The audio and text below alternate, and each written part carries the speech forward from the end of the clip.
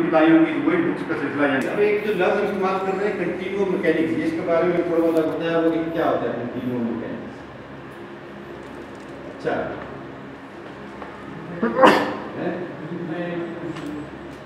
क्या है continuum mechanics? Sir मतलब कंट्री मैकेनिक्स हुए कोई बॉडी हो उसमें एक्सटर्नल से फोर्सेस ना हो, उसके अपने बॉडी की इंटर एटॉमिक फोर्सेस की वजह से जो स्ट्रेसेस है वो बस वो एक्ट करें, उसको कहते हैं कंट्री मैकेनिक्स। Please tell. चलो कंटिन्यूम मैकेनिक्स तो छोड़ दो, अगर हम कहें बॉडी है कंटिन्यूम बॉडी है, कंटिन्यूम बॉडी, इसमें ये कंटिन्यूम क्या है?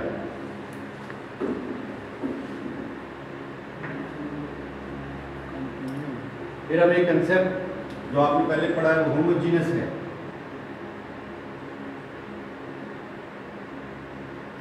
होमोजीनस सर डिफरेंट मटेरियल का हो सकता है बॉडी है, कंटिन्यू डिफरेंट मटेरियल का बॉडी हो तो कंटिन्यू होगा, डिफरेंट मटेरियल होगी।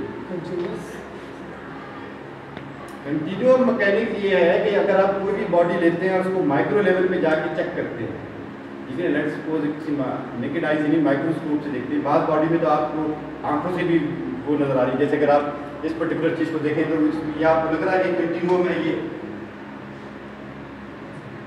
क्या लग रहा है? इसमें आपको ये लाइन नजर आ रही है यस सर मुख्तलिफ कलर्स की, ये क्या है? This is not a continuum, there is clearly shows कि there are different material within the body, ठीक है। तो डिफरेंट मटेरियल कलर की वजह से डिफरेंट हो सकते हैं, अपने मॉलिक्यूलर स्ट्रक्चर की वजह से डिफरेंट हो सकते हैं, ठीक है। तो देयर आर सम बॉडीज जिसके लिए आप नेकेड आई से भी कह सकते हैं कि दे आर नॉट कंटिन्यू, ठीक है। और कुछ बॉडीज आपको हो सकता है कि नेकेड आई से कंटिन्यू नजर आ जाए, जैसे व्हाइट बोर्ड है आपको नजर आ रहा है कि ये जैसे ही है, लेकिन but if you look deep into through microscope और थ्रू एनीथिंग है, तो फिर आपको ये पता चलेगा कि इस बॉडी के अंदर जाके भी उसके अंदर वॉइड्स हैं, उसके अंदर डिफरेंट मॉलिक्यूल्स हैं, इसके अंदर स्पेसिस हैं, ठीक है। तो वो बॉडी जो है वो कंटिन्यूम नहीं है। कंटिन्यूम बॉडी एक ऐसी बॉडी होती है जिसमें अगर आप देखेंगे तो हर तरफ हर डायमेंशन में आपको एक जैसे मटेरियल नजर आ रहा है, ऐसी बॉडी को हम कहेंगे कि कंटिन्यूम बॉडी। सो रियलिटी में कोई body is not continuum, in this world nothing is continuum, ठीक है। लेकिन we assume certain bodies to be continuum, क्योंकि अगर हम कंटिन्यूम का कंसेप्ट नहीं इस्तेमाल करेंगे देन फिर हमारे लिए कहानी बहुत खराब हो जाएगी, क्योंकि हम मैकेनिक्स पढ़ रहे हैं। इसके मुकाबले में एक स्ट्रक्चरल एनालिसिस जो आपने पढ़ा है, स्ट्रक्चरल एनालिसिस में आपसे कंटिन्यूम फोर्सेस को देखते हैं, बॉडी के अंदर झांक नहीं देते। In continuum mechanics body is considered stress free if the only forces represent are those inter atomic forces. एक कंटिन्यूम बॉडी है, ठीक है, तो वो बॉडी स्ट्रेस फ्री कब होगी? जब उसके ऊपर कोई एक्सटर्नल फोर्सेस नहीं लगेंगे। जैसे ही एक्सटर्नल फोर्सेस आएंगी तो फिर उसके अंदर स्ट्रेस भी आ जाएगी, ठीक है। तो वो कह रहा है कि कंटिन्यूम मैकेनिक्स के ऊपर एक बॉडी स्ट्रेस फ्री तभी कहलाएगी जब उसके अंदर सिर्फ और सिर्फ इंटरनल फोर्सेज एक्ट करेंगे, क्योंकि ये जो फोर्सेज है इंटर एटॉमिक फोर्सेज जो है दे ऑलवेज एग्जिस्ट। अगर ये एग्जिस्ट नहीं करेंगे तो फिर क्या होगा? बॉडी सर फेल हो जाएगी, बॉडी फेल हो जाएगी, स्टेट में जाएगी, बॉडी किसी एक इंटैक्ट शेप में ही नहीं रहेगी ना। अगर किसी अगर इसमें इंटर एटॉमिक फोर्सेस नहीं होंगे तो ये बिखर जाएगी। हाँ, जैसे गैसेज है उसमें इंटर एटॉमिक फोर्सेस कम होती है, दैट्स व्हाई वो मॉलिक्यूल होते हैं स्कैटर्ड होते हैं, लेकिन फिर भी उसके अंदर फोर्सेस होती हैं, ठीक है।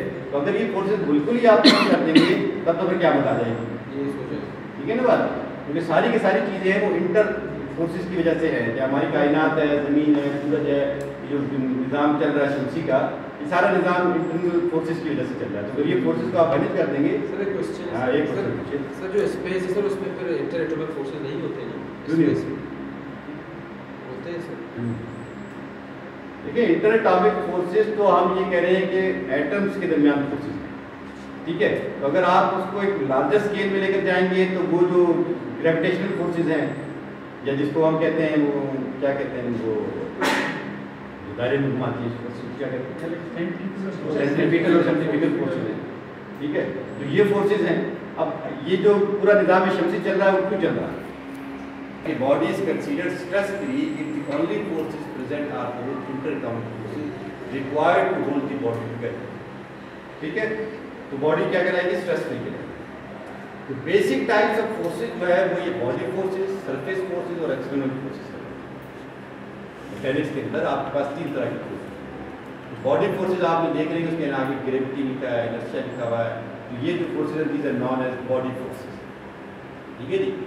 उसके मुकाबले में सरफेस फोर्सेज है, जैसे प्रेशर है, सरफेस फोर्सेज। और तीसरी फोर्सेज जो है एक्सटर्नल फोर्सेज है, जो कि आप उसके ऊपर लगाते हैं।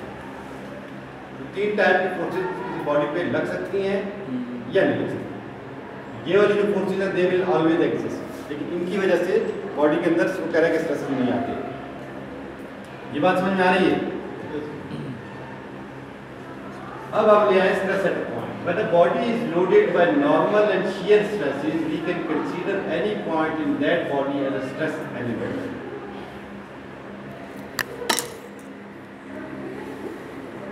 ठीक है, अब ये एक आपने कैंटिलीवर बीम ली हुई है, ये कैंटिलीवर बीम, उसके ऊपर ये एक फोर्स लगी हुई है। तो अगर वो ये कह रहा है कि इसके अंदर आपने ये पॉइंट ले लिया तो this is the stress element, क्योंकि इस फोर्स की वजह से इसके ऊपर stress, state of the stress different होगा। ठीक है, अगर मैं एलिमेंट यहाँ ले लूँ तो इस पर्टिकुलर एलिमेंट के ऊपर state of the stress different होगा। ठीक है, लेकिन अगर इस एलिमेंट को रोटेट कर दूंगा तो state of the stress would remain same. बात सब समझ में आ रही है? Yes, sir. So because of this force there can be innumerable of stress element within that particular body. ठीक है, when a body is loaded we can consider any point in that body as a stress element, और हर stress element के ऊपर state of stress different होगी। अगर आप यहाँ देखेंगे तो यहाँ जो फोर्सेज होंगी वो टेंसाइल फोर्सेज होंगी, यहाँ जो फोर्सेज आप लेंगे वो कंप्रेसिव फोर्सेज होंगी। कैंटिलीवर बीम में ये इस तरीके से टॉप पे टेंशन आ जाएगी, बॉटम पे कंप्रेशन आएगी। ठीक है, वो यहाँ हमने नीचे दिखाने की कोशिश की है लेकिन उसकी वजह से नजर नहीं आ रहा। The stress element can be depicted by little scale. इसको हम एक छोटे से स्केल की सूरत में in 2D और more correctly by cube in 3D में हम इसको शो करते हैं, जो मैंने आपको बताया। स्ट्रेस एक्टिंग अपॉन, ठीक है जी, स्ट्रेस एलिमेंट का पता चल गया। Yes sir. अब क्या गया स्ट्रेस नोटेशन, हमने स्ट्रेस को रोटेट कैसे करना है, नोटेशन नाम कैसे देना है। ठीक है, सरफेस ट्रैक्शन और stresses acting on internal datum plane are typically decomposed into 3 mutually orthogonal components. ये 3 म्यूचुअली परपेंडिकुलर प्लेन है, 1 2 3। अगर आप देखेंगे तो तीनों एक दूसरे के ऊपर परपेंडिकुलर है। ट्यूब में जो होता है फेसेस जो होते हैं एक दूसरे के ऊपर ऑर्थोगोनल होते हैं ना, तो ये वो बात करते हैं। One component is normal to the surface and represent direct stresses. ठीक है, ये पर्टिकुलर चीज है। The other 2 components are tangential to the surface and represent the shear stresses. बात आ रही समझ में? तो हर फेस के ऊपर 3 टाइप के स्ट्रेसेस हो सकते हैं। ठीक है, उसमें से एक जो होगा उसके ऊपर नॉर्मल होगा और 2 जो होंगे वो दूसरे के ऊपर जो होंगे टेंजेंशियल होंगे, शेयर स्ट्रेसेस। यानी किसी एक नॉर्मल नहीं कर सकते, उस फेस के ऊपर जो परपेंडिकुलर होगा दैट विल बी नॉर्मल। ठीक है ना, जैसे ये आपको बता रहा हूँ ना, ये sigma y is normal, sigma z is normal, sigma x is normal, these are the normal stresses, when all these two and these two are shear stresses. तो ये उस पर्टिकुलर फेस के ऊपर टेंजेंशियल होगा। ये आगे बात समझ में शेयर की ओर से। So what is the distinction between normal and tangential traction are equivalently direct and shear stresses? तो traction और forces को सेम चीज होती है, को खास होती है। ठीक है, तो ये तो आप पुरानी बातें आप जानते हैं कि डायरेक्ट स्ट्रेस क्या करता है, tend to change the volume of the material, for example hydrostatic pressure। ठीक है, और shear stresses क्या करते हैं, tend to deform the body। ठीक है ना, अगर नॉर्मल स्ट्रेस होता है तो वो बॉडी को इलांगेट करता है या बॉडी को कंप्रेस करता है, जबकि ये जो टेंजेंशियल होता है बॉडी की शक्ल ही बदलता है। ये पुरानी बातें हैं। ठीक है, तो स्ट्रेस नोटेशन को अगर हम कंबाइन करके लिखिए तो ये एक मैट्रिक्स फॉर्म में बन जाता है। ठीक है, the stress state at a point can be represented by infinitesimal cube with 3 stress component on each of its 6 side. 6 side हैं तो उसके ऊपर 3 तरह के स्ट्रेसेस हैं, 1 direct and 2 share. Since each point in the body is under static equilibrium, no net force is in the presence of any body forces. ठीक है, तो only 9 stress components from 3 planes are given. क्योंकि आपके पास तो faces तो 6 आ गए हैं, 6 faces के ऊपर आप 3 ले लेंगे तो फिर टोटल कितने स्ट्रेसेस हो गए? 18 हो गए। 6 फेसेस है ना? जी सर, हर एक में 3 हो गए, हर एक में 3 हो गए तो 18 हो गए। लेकिन होता यह है कि आपके पास अगर सिंपल हम इसमें 2 डायमेंशन में इस चीज़ को लें तो ये वाला जो स्टेट ऑफ बॉडी क्या है? इक्विलिब्रियम में है। तो अगर यहाँ ये सिग्मा एक्स है तो यहाँ क्या होगा? यहाँ भी सिग्मा एक्स ही होगा। They need to be equal and opposite. अगर ये इक्वल और ऑपोजिट नहीं है तब फिर you will not have equilibrium. क्योंकि हम ये कह रहे हैं कि बॉडी इज इन इक्विलिब्रियम, तो फिर ये जो दो स्ट्रेसेस होंगे they would be equal but opposite. तो you don't need to define these. तो 18 की फिर आपको जरूरत नहीं रहती है, 18 को तकसीम कर दो 2 से। तो you only need 9 stress component to define a state of the stress in 3 dimension, वो जो कि ये नजर आता है। ठीक है, तो अब इसमें अगर आप ये देख लेंगे पहला सब्सक्रिप्ट है ये कहता है कि फेस कौन सा है। पहला सब्सक्रिप्ट x जो है direction of the surface normal on which the stresses act, और दूसरा क्या बता रहा है? Direction of the stress component. इसको अगर हम आसानी से आपको यहाँ बताएं तो फिर आपको बताएं मिल जाएगा कि ये क्या है। आपके पास ये 3 डायमेंशनल है, ठीक है। इसको अगर आप x ले रहे हैं, ये y ले लें और ये z ले लें। इसके ऊपर एक आपने बॉडी बना दी, ये ठीक है। ये अब एक 2D है, बॉडी 2 डायमेंशन में। इसको अब हमें 3 डायमेंशन बनाना है। 3 डायमेंशन में इसके पैरेलल एक लाइन खींचेंगे और ये लगा देंगे, इसके पैरेलल खींचेंगे लगा देंगे। ये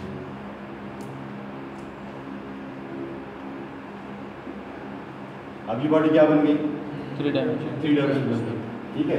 अब ये जो फेस है इसका, ये वाला फेस, ये फेस किस पर परपेंडिकुलर है? किस एक्सिस के ऊपर? एक्स एक्सिस के ऊपर ये फेस परपेंडिकुलर है। तो this face would be known as X face, this face would be known as Y face, और this face would be known as Z face. अब इस फेस के ऊपर जो भी स्ट्रेसेस होंगे उसका first subscript would always be x. Stresses को हम सिग्मा से डिनोट करते हैं। इसके ऊपर 3 स्ट्रेसेस होने, तो ऑल दोस 3 स्ट्रेसेस सब first subscript would be x. The second subscript will denote the direction of the stress. अब अगर इसके अंदर आप फोर्स U लगा रहे हैं तो ये this would be x x, क्योंकि x फेस है और फोर्स भी x डायरेक्शन। अगर आप इस डायरेक्शन में ऊपर लगाएंगे तो this is the x face but the force is in the y direction, तो this force would be x y, ठीक है। And then there can be a third force would be this one and this would be known as sigma x z, ठीक है। The phase is x but the direction is in the z। यारी बात समझ में? बिल्कुल sir. तो ये sigma x x x y x, इसी तरीके से अगर आप y फेस को लेंगे तो ये होगा sigma y x sigma y y sigma y। तो आपके पास ये 9 स्ट्रेस कंपोनेंट हैं। एंड दिस थिंग, ये जो मैट्रिक्स में लिख रहे हैं इसको स्ट्रेस मैट्रिक्स भी कहते हैं, इसको स्ट्रेस एरे भी कहते हैं, बहुत सारे नाम हैं इसके।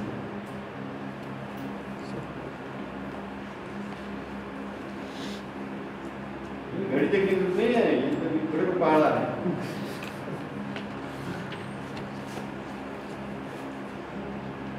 यहाँ तक बात समझ में आ गई? सवाल नहीं, आगे चलिए ना। अच्छा, stress acting on arbitrary plane, है ये भाई?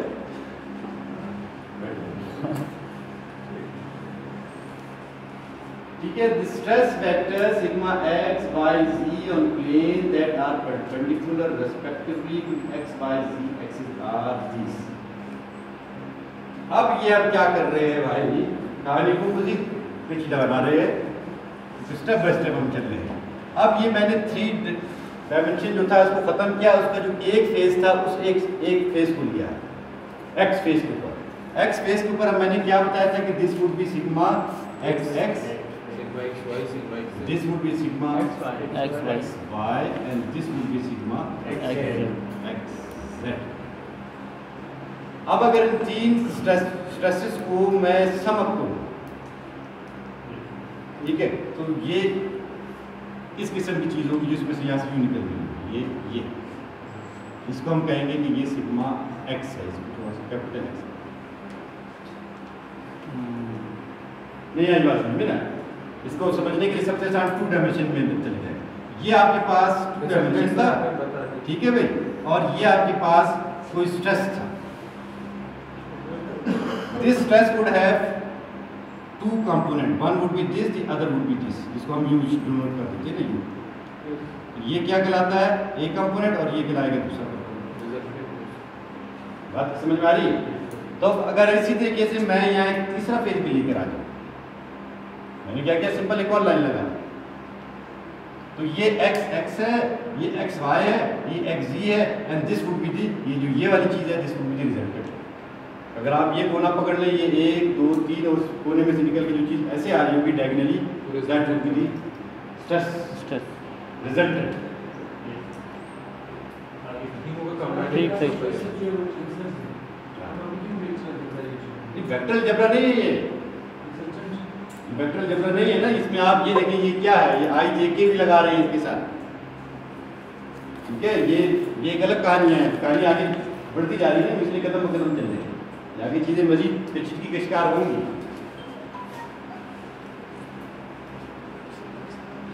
ठीक है, और जो पर्टिकुलर हम ये कह रहे हैं कि ये वेक्टर अलजेब्रा नहीं लगेगा, वो किस पर नहीं लगेगा? जब स्ट्रेस की वो डेफिनेशन आ जाए जो कि वेक्टर्स में नहीं फिट आ। वेक्टर्स हमने कहा क्या है? वेक्टर जिसके लिए एक डायरेक्शन की जरूरत है, वेक्टर को एक डायरेक्शन की जरूरत है। जहां एक ऐसा स्ट्रेस जिसको एक ही डायरेक्शन की जरूरत पेश आ रही हो, तो that would be considered as a vector. But stresses, there are stresses कि जिसके लिए अब आगे आप इसी में हम नंबर 2 में आप देखेंगे यूनिट वेक्टर के बारे में आप जानते हैं, ठीक है ना। अगर हम कहें कि एक पेंसिल की कीमत 5 रुपये है, तो 10 पेंसिलों की कीमत कितनी होगी भाई? कैसे पता लगाया आपने? क्योंकि आपको यूनिट की कीमत पता है, ठीक है ना। तो ये यूनिट वेक्टर में भी यही है कि आपको इस एक इकाई का पता है, उस इकाई को आप उसके जितने भी मैग्नीट्यूड से ज़रब दे देंगे उतना उसकी क्वांटिटी बन जाएगी, ठीक है। तो this unit vector not only define the magnitude of that particular vector, this define the direction of that vector. ये आई डायरेक्शन के ऊपर यूनिट है, और फिर आप उसको सिग्मा एक्स एक्स उसके मैग्नीट्यूड से मल्टीप्लाई कर देते हैं, total magnitude as well as direction, ठीक है भाई। तो इसी तरीके से ये सिग्मा वाई भी हो सकता है, इसी तरीके से सिग्मा जी भी हो सकता है। हर फेज के ऊपर एक स्ट्रेस रिजल्टेंट आ सकता है, ठीक है। Where i j and k are the unit vectors relative to the x y z axis, a unit vector is a vector with magnitude है वेक्टर, लेकिन इसका मैग्नीट्यूड बन। यहाँ तक बात समझ में आ गई। अब ये हम प्लेन स्ट्रेस के ऊपर आ गए, थोड़ा सा हमने बोला एक पिक्चर शो की, 3 डायमेंशन के ऊपर 9 स्ट्रेस कंपोनेंट आएंगे, 3 डायमेंशन के ऊपर कितने 18 स्ट्रेस कंपोनेंट, बट सिंपलिसिटी के लिए हम उसमें 9 मेंशन करते हैं, क्योंकि other 9 are equal but opposite in magnitude. यही हुआ ना, हम इसको 9 स्ट्रेस कंपोनेंट लेंगे। अब मजीद चीज़ों को थोड़ा सा कम करने के लिए हम आ रहे हैं प्लेन स्ट्रेस के ऊपर। प्लेन स्ट्रेस मैंने आपको पहले बता दिया, the state of stress when we analyse bar tension and compression, shafts in torsion and beams in bending. तो ये प्लेन स्ट्रेस की फल का है। Consider a 3 dimensional stress element, जो ये दिखा रहा है, material is in plane stress in the x y plane. X y plane के अंदर होंगे तो उस मटेरियल को हम कहेंगे कि ये प्लेन स्ट्रेस। एक्स वाई जी के अंदर होगा तो फिर हम प्लेन स्ट्रेस लेंगे, 3 dimension. Only the x and y faces of the elements are subjected to stresses. All stresses act parallel to x and y. है 3 डायमेंशनल, ये जो बॉडी है ये है 3 डायमेंशनल। इसकी क्या कंफ्यूज हो रहे हैं।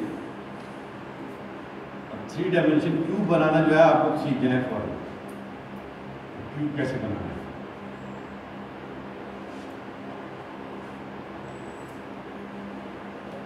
ठीक है, ये क्यूब है। अब अगर मैं इसके ऊपर ये फोर्स लगा दूं और इधर से ये फोर्स लगा दूं, इधर से ये फोर्स लगा दूं और इधर से ये, this would be sigma x x, sigma y y, sigma y y. अब है ये 3D body, but the stresses are plane stresses because stresses are acting only in 2 direction. One is the x direction, the other is the y direction. तो simplicity के लिए इस particular तस्वीर को हम यूं भी बना सकते हैं, ठीक है। तो ये और इसमें नाउ देयर नो डिफरेंस, ये वो कहने की कोशिश कर रहा था, मुझे लंबी लाइन में मकसद से उसका ठीक है। प्लेन स्ट्रेस के ये नॉर्मल स्ट्रेस होगा, सबसे आइडेंटिफाई द फेस और मिड स्ट्रेस है, ये पहले भी बता चुके हैं कि पहले जो सबसे होता है फेस को बताता है, ठीक है। पॉजिटिव होगा तो हम इसको टेंशन ले रहे हैं, और नेगेटिव होगा तो हम इसको शेयर स्ट्रेस जो होगा वो एक्स वाई की सूरत में हम बताएंगे, इसके अंदर वाई डायमेंशन में भी चीज लग रही है, ये पहले बता चुके हैं कि एक्स क्या बता रहा है, फेस बता रहा है, और वाई क्या बता रहा है, डायरेक्शन बता रहा है। साइन कन्वेंशन क्या बता रहा है कि positive one x on a positive face of an element in the positive direction. Positive पढ़ते जाओ, क्या लिखा है, this face is positive face, this face is negative face. So positive face के ऊपर किस डायरेक्शन में, पॉजिटिव डायरेक्शन के ऊपर है, अगर ये चीज लग रही है ये, तो this would be consider as positive, और अदरवाइज क्या होगा, पॉजिटिव फेस के ऊपर अगर नेगेटिव डायरेक्शन में लग रहा है तो that would be considered negative. अब इस फेस के ऊपर अब नेगेटिव फेस है ये, और अगर ये पॉजिटिव डायरेक्शन में लग रहा है तब फिर क्या होगा, पॉजिटिव हो जाएगा, नेगेटिव ही रहेगा। और अगर नेगेटिव फेस के ऊपर नेगेटिव डायरेक्शन में लग रहा है that two negative combine positive, ये होता है साइन कन्वेंशन, ये शेयर स्ट्रेसेस की, ठीक है ना। पॉजिटिव के तो हमने बता दिया कि अगर वो टेंशन है ज्यादा, ये वाला इधर टेंशन है तो पॉजिटिव है, ये टेंसाइल है तो this would be considered as positive. अगर इसकी डायमेंशन मैं यहाँ से चेंज करके ये बना दूंगा तो this normal stress would be considered compressive, ठीक है। इसी तरीके से जो बाद हमने बताया वो शेयर को बता दिया।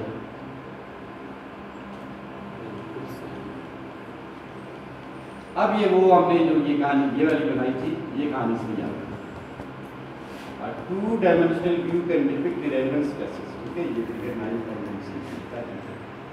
अब इसके अंदर स्पेशल केसेस जो है वो uniaxial stress, pure shear, biaxial stress. अब इस पर्टिकुलर कहानी में अगर मैं ये वाला स्ट्रेस हटा दूं, इक्विलिब्रियम मेंटेन रखने के लिए ये होगा ना यूनी एक्सियल स्ट्रेस, तो ये क्या है, यूनी एक्सियल स्ट्रेस, ये कह रहा है कि एक ही है। और अगर मैं इसमें ये बना दूं, ये दोनों भी हटा दूं, ये भी हटा दूं, फिर ये बना दूं, ये pure share, this is pure share, ठीक है। और अगर वो दो डायमेंशन में लगा दूं, ठीक है, ये भी लगा दूं, तो ये फिर बाई एक्सियल हो गया, या ये लगा दो या इधर से ये हटा के ये लगा दो, तो ये भी बाई एक्सियल है। दो एक्सिस में लग रहा है तो बाई एक्सियल स्ट्रेस, और तीन में लग जाएगा तो क्या कहलाएगी, ट्राई एक्सियल, ठीक है। स्ट्रेसेस और इंक्लाइंड प्लेन, ये अब हमारा मेन कह लें कि एनालिसिस, जिसमें मैथमेटिक्स और आप कैलकुलेशन ही करनी है, तो ये इसको मेरे ख्याल में यहाँ छोड़ देते हैं। तो ये फिर हम पहले बोर्ड पर करेंगे इसको ट्रांसफॉर्मेशन, देन फिर मैं आपको दिखाऊंगा तो आपको समझ में ज़्यादा आसानी से आएगा कि कैसे हम इसको ट्रांसफॉर्म करना है, ठीक है ना। कंसेप्ट इसमें ये है कि अब अगर आपने ये पर्टिकुलर फोर्सेस के ऊपर लग रही हैं तो ये एक इंक्लाइंड प्लेन है, ठीक है। इस प्लेन के ऊपर मैं इसको कट कर दूं तो आपके पास चीज जो बनेगी वो ये बनेगी, ठीक है। ये चीज का मतलब ये है कि ये जो स्ट्रेसेस है वो आपके पास ये आ रहे हैं, दूसरा जो स्ट्रेस आ रहा है वो आपके पास ये आ रहा है, ठीक है। This was sigma x x and this was sigma y y, ठीक है। अब इस फेस के ऊपर नॉर्मल स्ट्रेस क्या होगा, इस फेस के ऊपर शेयरिंग स्ट्रेस क्या होगा, ये स्ट्रेस ट्रांसफॉर्मेशन समझ में आ रही बात। ये हमने काम करना है। इस फोर्सेस को, ये जो फोर्स है इसके हमने दो कंपोनेंट लेने, one along this, the other along this, ठीक है। इसी तरीके से ये जो है इसके भी हमने दो कंपोनेंट लेने, वन अलोंग इसके this and the other along this, और इसको हम सम अप कर लेंगे तो this would B transformation equation in 2D। समझ में आ रहा है कि क्या करना है हमें, नहीं आया। चीज़ समझ में आ जाए, बाकी हम डिटेल में इसको नेक्स्ट क्लास में करेंगे, क्योंकि आज स्ट्रेंथ भी कम है और ये टॉपिक इम्पोर्टेंट है, मिस हो गया तो फिर सारे परेशान हैं। कहानी ये है मेरे भाई कि सिग्मा एक्स के लिए इसको सिग्मा वाई, ठीक है। अब आपने क्या करना है कि ये स्ट्रेस की वजह से ये एक प्लेन हम कट करते हैं, ये प्लेन हम कहीं भी ले सकते हैं, प्लेन हम नॉर्मल भी ले सकते हैं, हमने एक इंक्लाइन प्लेन ले लिया। अब इसकी हमने एंगल डिफाइन कर दिया कि ये एंगल जो है वो थीटा है, ठीक है। जनरलाइज इक्वेशन बनाएंगे ना। अब थीटा से, अब ये theta can be 0, theta can be 90, theta can be 180, theta can be कोई भी 360, मतलब 0 से लेकर 360 डिग्री तक रोटेशन के लिए कहीं के लिए भी वैलिड हो। Right now we assume it to be at theta degree and this plane is now an inclined plane, and because of this inclined plane अगर हम इस बॉडी को कट कर ले नीचे वाले हिस्से को, तो आपके पास ये कहानी आ जाती है, इसको आप थीटा कहेंगे। ये जो स्ट्रेस आ रहा है तो ये स्ट्रेस ये आ रहा है, इसको हम डॉटेड में शो कर देते हैं, और ये जो y आ रहा है वो ये आ रहा है, स्ट्रेस डॉटेड में शो कर देते हैं, ये ठीक है। जैसे सिग्मा एक्स सिग्मा वाई। अब ये प्लेन के ऊपर, दिस इज नॉट नॉर्मल, ये जो प्लेन था इंक्लाइंड प्लेन है ना, इस प्लेन के ऊपर नॉर्मल क्या है, इसी के सर परपेंडिकुलर, इस प्लेन के ऊपर नॉर्मल जो होगा वो ये होगा, और इस प्लेन के ऊपर जो टेंजेंशियल होगा वो ये होगा, दोनों। तो this would be normal and this would be tangential on this particular plane, ठीक है। Now we have the state of stress, this was the given state of the stress, ठीक है। What we can do is we can divide, क्या कहते हैं उसको, break करेंगे, break करेंगे, हम क्या कहते हैं, ब्रेकिंग, क्या कहते हैं, resolution of vector, resolution. We can resolve this particular sigma x into a component along normal, and we can resolve this particular component into parallel to this particular inclined face, ठीक है। Similarly हम इसका भी resolve करेंगे x direction में भी, normal direction में भी, और पैरेलल डायरेक्शन में। सर जिधर उसमें किया था क्या प्रोसेस में जो फाइंड नहीं था फिर उसको रिजॉल्व करते थे, हो सकता है वहाँ पे क्या हो, ये हमने काम करना है, जो ब्लॉक वाला सवाल था सर, ये जब हम काम कर लेंगे तो उसका जो रिजल्ट में हमारे पास क्या आएगा, ट्रांसफॉर्मेशन इक्वेशन इन 2D आ जाएगी, कि given state of the stress से आपने किसी भी इंक्लाइंड फेस के ऊपर स्टेट ऑफ द स्ट्रेस मालूम कर सकते हैं। ये transformation of vector into what, transformation equations कहलाएंगी इनटू डी,